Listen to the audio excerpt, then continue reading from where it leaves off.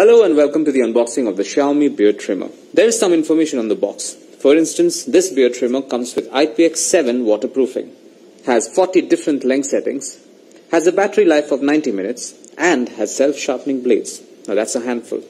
Time to open the box. Let's pull this white box out. There is a user manual here that has, among other things, a glossary of the different beard styles that you can have with this device. This can be very useful. Let's open the cardboard box now. There you go, you have the combs on the right and the trimmer on the left. Let's take a closer look at the trimmer.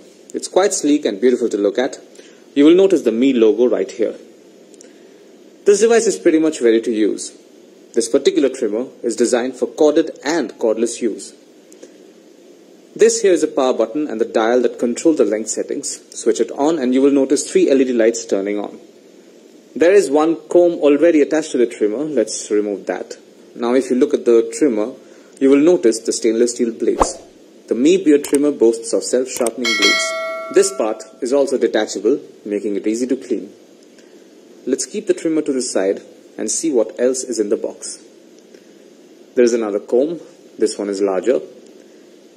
There is a carry pouch, that's a nice touch. And then there is the USB charging cord for the Mi beard trimmer.